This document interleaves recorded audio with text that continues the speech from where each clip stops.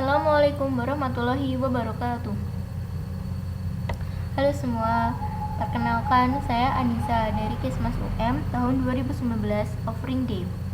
Nah, di sini saya akan memaparkan mengenai respon imun tubuh terhadap infeksi bakteri yang akan menjawab pertanyaan mengapa bakteri yang masuk ke tubuh akan direspon dengan lebih cepat dan kuat.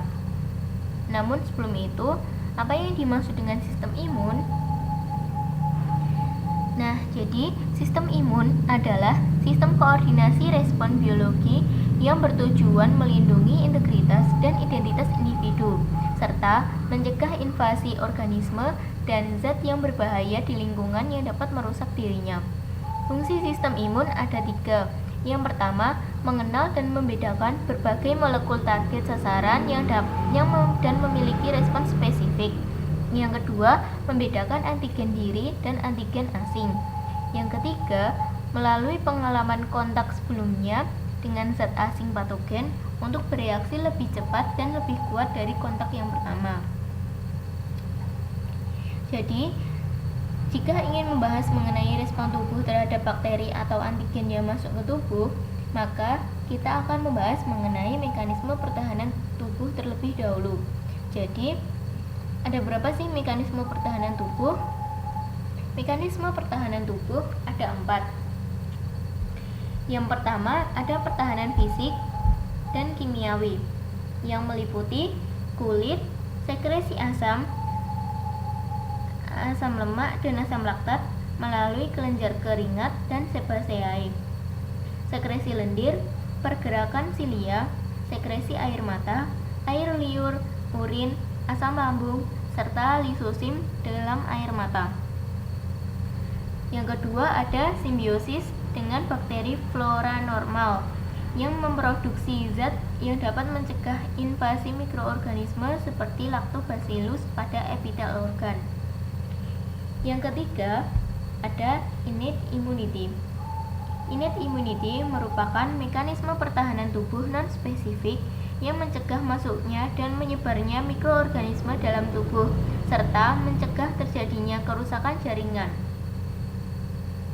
Nah, yang terakhir, ada pertahanan tubuh melalui imunitas spesifik. Jadi, bila mikroorganisme dapat melewati pertahanan non-spesifik atau innate immunity, maka tubuh akan membentuk mekanisme pertahanan yang lebih kompleks dan spesifik.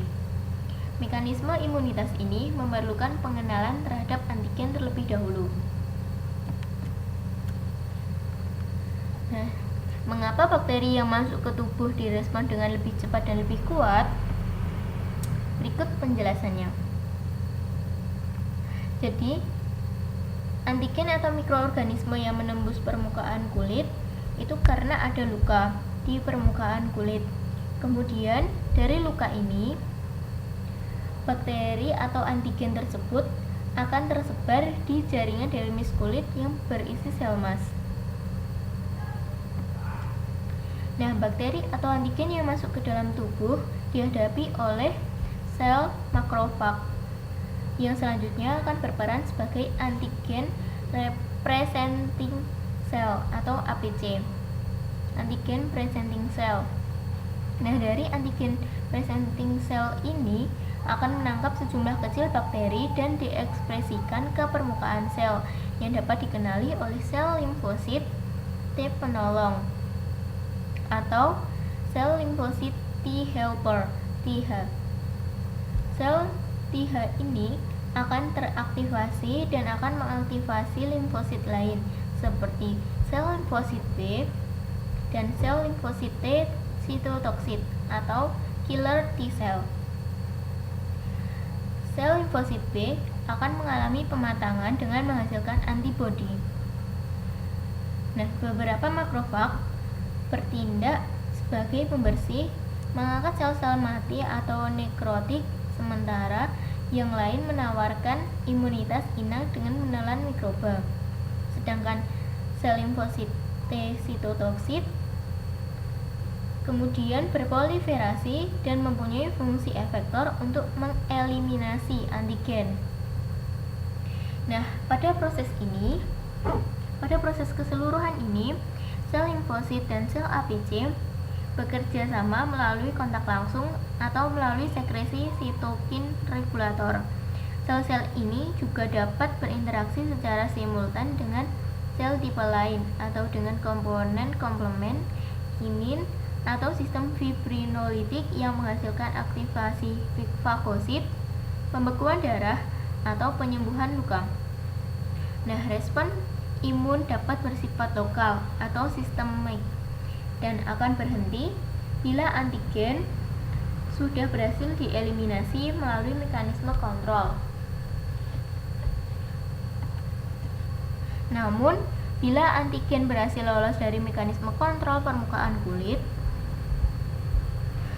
maka akan merangsang reaksi inflamasi dan menyebabkan destruksi jaringan di tempat infeksi, serta menyebabkan produksi toksin yang menghasilkan berbagai efek patologik. Bakteri yang lolos akan direspon oleh sel limfosit T melalui sel TCD4.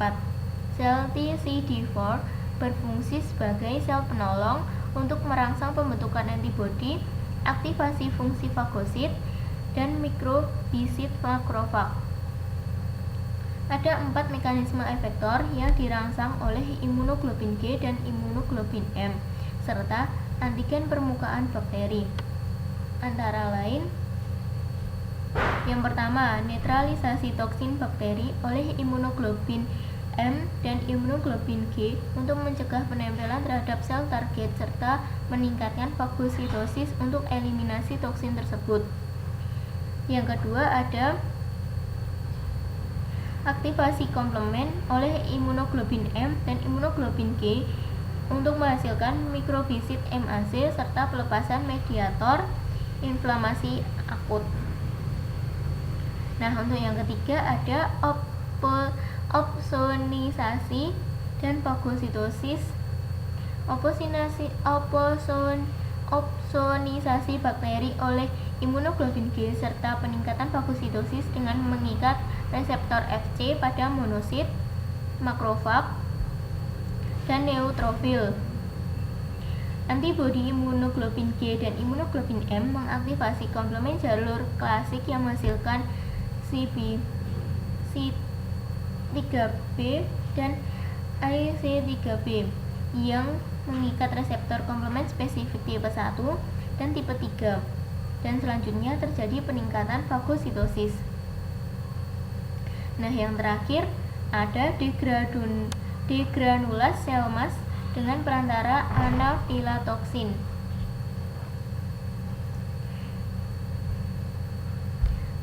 Nah, jadi kesimpulannya, respon tubuh yang lebih cepat dan lebih kuat terhadap bakteri yang masuk ke tubuh itu karena sistem imun tubuh bekerja saling melengkapi dan bekerja sama antara satu sel dengan sel yang lainnya.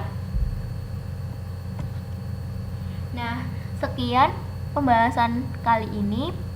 Terima kasih atas partisipasinya. Wassalamualaikum warahmatullahi wabarakatuh.